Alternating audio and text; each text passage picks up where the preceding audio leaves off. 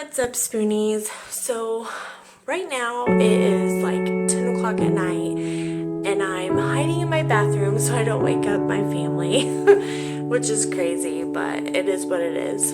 But I wanted to give out another video to share more about me and my history and why I created this channel. So as I mentioned in my last video, I was born with Hirschprungs Disease. I had a colostomy bag, pull through. I've had tons of surgeries. I even went out of state at one point to have a surgery because I needed it because scans weren't showing something that was seriously wrong.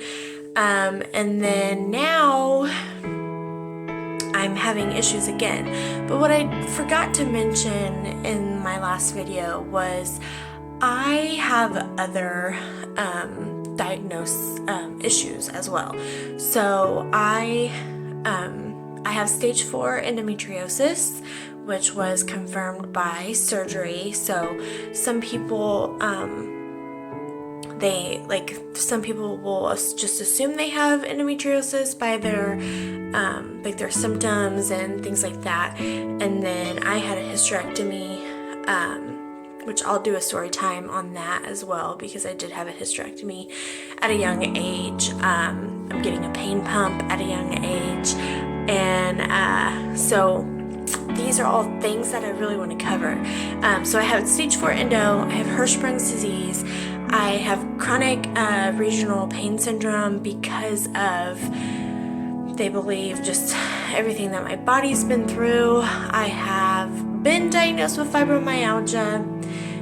I have unconfirmed lupus as of right now. I'm going back for more tests at the end of next week to have labs done to confirm or not confirm that diagnosis. I have hypothyroidism, so my thyroid is always low, so I take a thyroid medication. Vitamin D deficiency. I want to make sure I'm covering everything. Because my Hirschsprung's is kind of like a Crohn's or irritable bowel kind of thing, so that's why I tag that a lot. And I also have a family member that has actual diagnosed Crohn's, and she goes monthly and gets medication through IV, and I mean, I've done a lot of different things. So I went through lidocaine infusion therapy. That was a pain management I did pain blocks in my stomach. I did epidural blocks in my stomach. I did epidural things in my back. And all of this was my journey to get to the pain pump. Not because, sorry, I was fixing my screen. A pain pump was never something that was on my radar. In fact, a year and a half ago, my GI doctor had sent me to a pain management doctor, and he said, at this point in time, I really feel like a pain pump is something that is going to be beneficial to you. And I asked him, I was like, well, why do you think a pain pump would be beneficial for me? And he said, because the abdomen is such a large area that you have to cover. And then with me having bowel issues, when you take pain medication by mouth, narcotics cause constipation. So that was making my bowel issues even worse because I was taking medicine to help pain, and it was just, never ending. So, sorry, I lost my train of thought. So, so he had told me that was the reason why he wanted me to do the pain pump. So I went and met with the pain pump doctor, and the day I went, my appointment was like 9:30 in the morning. And at the time, he was 4, just turned 4. And I took him with me to the appointment because I assumed it'd be like any other appointment. Doctors maybe run a half hour over, if they're, really bad doctors with time management. Not bad doctors, but bad doctors with time management. Then I figured, it is what it is, and we'll make it work. So I go to this appointment, and I'm in the waiting room with a 4-year-old for 3 hours. And I obviously am going up to the desk and I'm checking in, like, okay, is this normal? Like, how much longer is it going to be? And they were like, well, he's always behind. So if you come back and you become a patient of his, like, just know that he's always behind. You need to make sure you take the whole day off. Because I was like, it's a good thing I took the day off for this instead of just, leaving work and coming for an appointment. I was like, but I have my 4-year-old with me. So they didn't get me back in the room. Oh, so I remember, I was like, well, I gotta take my son to eat, because at this point I was like, he hasn't ate, he's hungry. I was like, I have to take him to get food. So they're like, go get lunch and then come back and we'll get you in the next appointment. So I was like, well, all right. So we went and ate lunch and we came back, and they eventually got us in the room, and the doctor came in. And he was very polite. He was very knowledgeable. He gave me tons of information. He sent me home with a DVD and stuff. But in that room, I was like freaking out, because I was like, I have to leave this, because we were like an hour away from home for this appointment. And I was like, I have to leave now so that I can make it home for my other son to get off the school bus. I was like, we need to like hurry this appointment. So even though he gave me plenty of information and he seemed very knowledgeable, it scared me that when he was like, it's a morphine pump, or I'm gonna screw this up, baclofen, or another medication that gets pumped through your body. And when I heard that, I was like my alarm went off, and I was like, morphine being pumped through my body? Like, I've had tons of surgeries, and every time I've had morphine after my surgery, like, I am like a bear. Like, my husband's like, do not give her morphine, because she becomes a B word. So I was like, okay, obviously this may not have been the greatest idea. Like, I don't know what my GI was thinking sending me here. Like, I'm way too young to have morphine being pumped through my body. And I was like my pain is like, I'm like, my pain at the time, like, this was a year and a half ago, I was like, my pain's bad, but it's not like to the point where I think I need morphine pumped through my body. So I took home the information, I read it all, and I was like, no, this is not something I can do. Like, I'm not gonna do it. I'm going to go another route. I'm going to figure something else out. Like, I'll just deal with it. This is not for me. So, so I go find, I continue on my way. I go back and see my GI. I tell my GI, not for me, can't do a pain pump. I'm going to just stay on my medication. I'll deal with the consequences with my bowels, and I'm gonna go see my other doctors and see what they say, which is like my GYN and my PCP and my rheumatologist and everything. So I go see my collection of other doctors, and they all agree that the pain pump, I'm so young, and they don't think, they don't really understand. They're like, no, that's not really, something we agree with anyway. So it was like, perfect. I made the right choice. So eventually it comes to a point where I need to have surgery again, because I'm in so much pain. My pain is like aggressively growing to a point where I was miserable. I worked at an immediate care at the time, working the front desk, and I would like have to stand up or reach to like over the desk to hand patients their paperwork, and then I would have to run to the back to ask the doctor's stuff, or whatever I was doing at the time. And like, I would get home and my stomach would just cramp and hurt so bad, because the pain was just there. And it was because like my just the movement throughout the day was making my insides hurt. And at that point I knew, like, I have to talk to my doctor about what we're gonna do about this, because I was taking pain medication, and it was not helping. It wasn't touching it. And I am the type of person where if I'm in pain all the time. Like, that's something some people that are not chronic pain patients, they do not understand that you're chronically in pain. Like, it's just always there. You eventually learn how to live through it and grit through it. And even if you're smiling, you're happy, whatever, your pain is still there. But I was getting to a point where it was intolerable. Like, even, like, I could still get through my day and grit through my teeth and smile and be happy, but I was spent by the time I got home. Like, I couldn't love my kids the way my kids needed love. I couldn't be a good wife. It was to that point.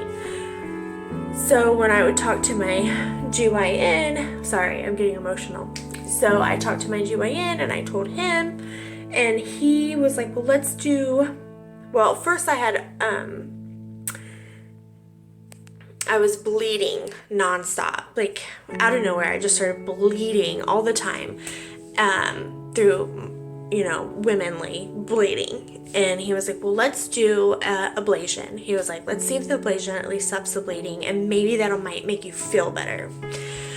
So I go in and have the ablation. The ablation stopped the bleeding, but then it just made the pain way worse. And he swears up and down that the ablation had nothing to do with the pain, that it, whatever.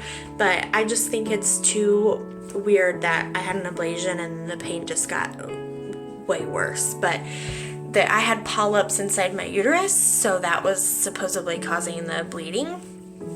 So we eventually decided that I need a hysterectomy, and we chose this route because throughout the last 10 years of my life, I have had 4 surgeries solely dedicated to removing masses off my ovaries. And those masses continuously, like, they would put me on birth control and be like, oh, birth control takes away the cysts, and they would just grow and grow and grow, and then they would have to go in, cut me open, and remove it because it didn't go away. Like, they thought normal girls, they put on birth control and they would go away. Well, mine didn't. So with my history of the masses that grew on my ovaries, and then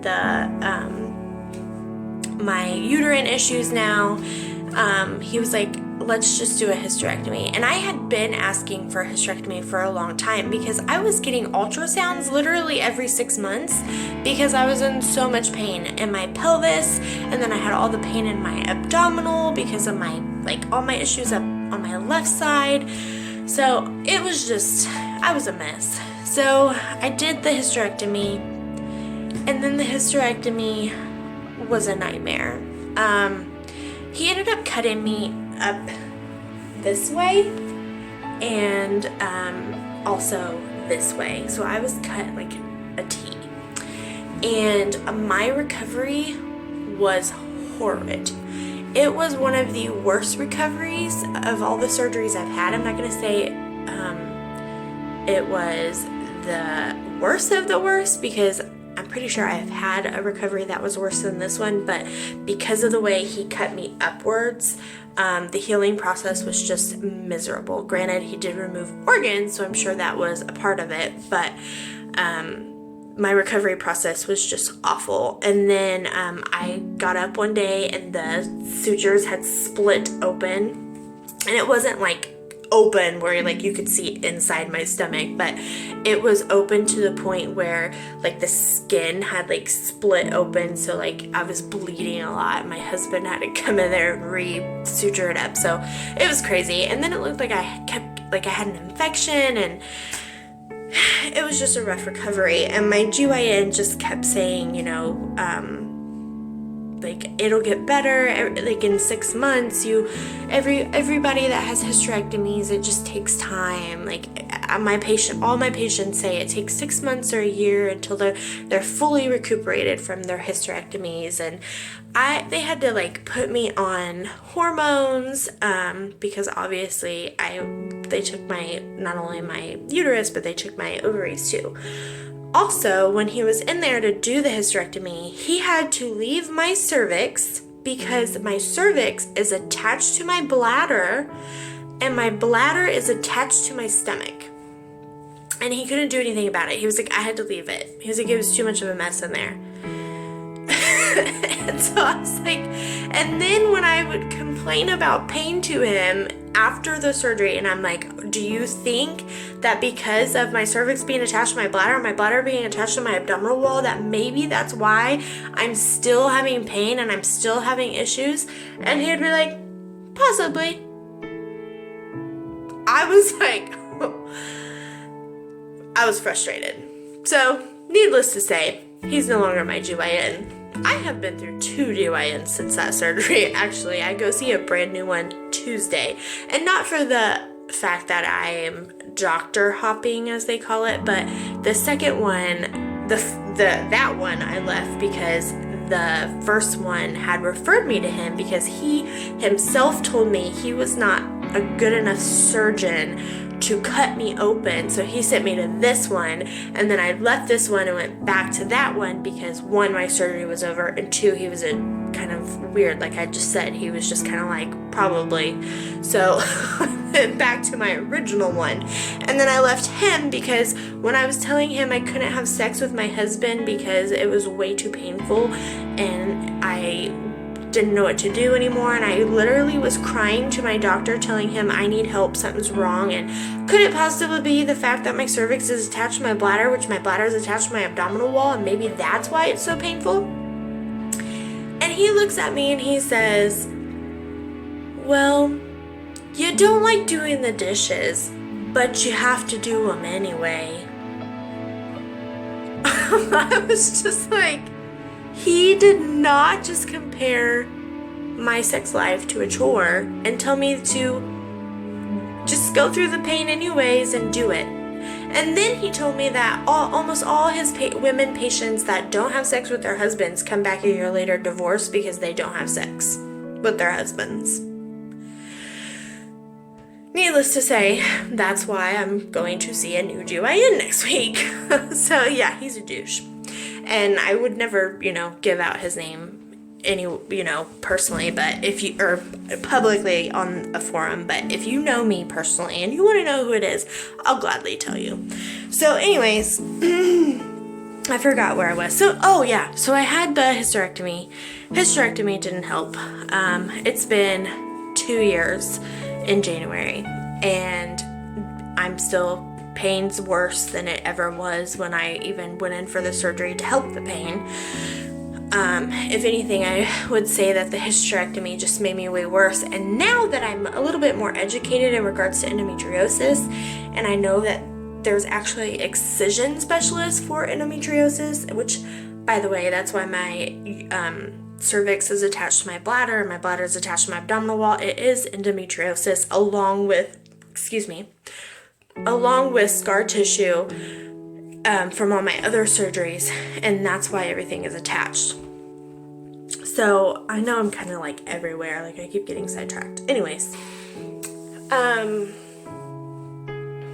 so now I am here. I had my trial, which I am gonna go into detail, like how a trial works and what happens at the trial and all that I'll go into in my next video because this video is already long enough.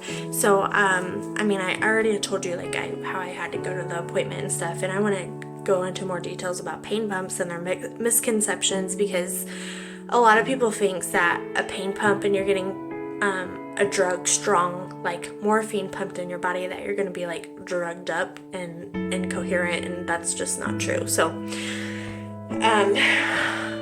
so I want to go through all that, and my channel's not reaching very many people yet, but I'm hoping eventually it will, and people will find it, and it'll just be great.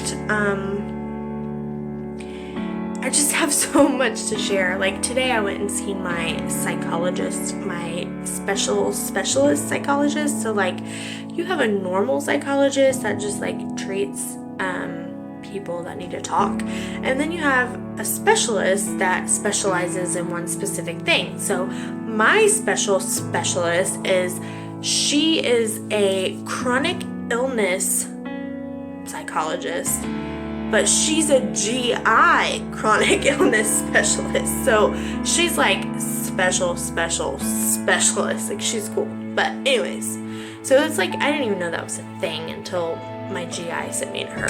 So, yeah, so that's it. So I'm going to end this video on that note. And then my next video, I will tell you guys more in-depth detail regarding the actual pain pump. And if you have any questions for me, definitely leave them in the comment section. If you want to know something more specific, leave it in the comment section. If you want to hate on me, please don't. I would never go to someone else's channel and hate on them. Constructive criticism is always welcome. I am fully aware my channel is not great. I am fully aware that I need to edit and make it perfect, and I'm on a phone and I keep looking at myself, and I'm aware. Nothing I do not already know. So, okay. With that note, I am signing off, and see ya, Spoonies.